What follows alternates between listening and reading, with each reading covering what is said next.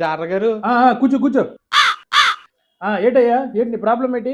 2 రోజుల నుంచి నా కాలు నీలం రంగులో మారిపోతుందండి. ఓహో, ఈ జబ్బు పేరు జపాల్ జెంట్రీ. ఏంటి బాబన్నా ఇంకోసారి? జపాల్ జెంట్రీ. దీనికి మంచి మాత్రలు రాస్తాను, అది వాడు తగ్గిపోద్దులే. ఇదిగో. అలాగేనండి. The next day. మీరు ఇచ్చిన మందులు వాడాను గాని ఆ నీలం రంగు అరికాల నుంచి మోకాల దాకా వచ్చింది ఏంటండి? దిగో, అది జపాల్ జెంట్రీ కాదయ్యా, కపాల్ కంట్రీ. దానికి టాబ్లెట్లతో వర్కౌట్ అవ్వదు కానీ మంచి ఇంజక్షన్ ఒకటి వేస్తున్నాను. ఏంటి మమ్మీ ఎవడీడు? The next day. డాక్టర్ గారు మీరు ఇంజెక్షన్ వేసిన జబ్బు ఇంకా తగ్గలేదండి. ఆ నీలం రంగు ఇంకా పైకి వచ్చింది. ఇది జపాల్ జెండ్రో కపాల్ కంట్రీ కాదయ్యా, జడ్జిలు ఎక్కడ జకోరియే. జడ్జిలు అక్కడ జకూరియా అంటే ఇప్పుడు ఏం చేస్తారండి? ఎంగేజ్ చేస్తారు, కాలు తీసిడమే. కాలు తీసేస్తారా? తీయకుండా పని అయ్యే మార్గం ఎట్లేదా?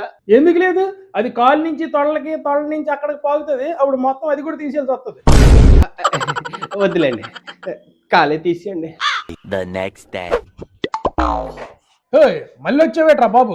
డాక్టర్ గారు కాలు తీసిన జబ్బు తొడల వరకు పాకేస్తుందండి.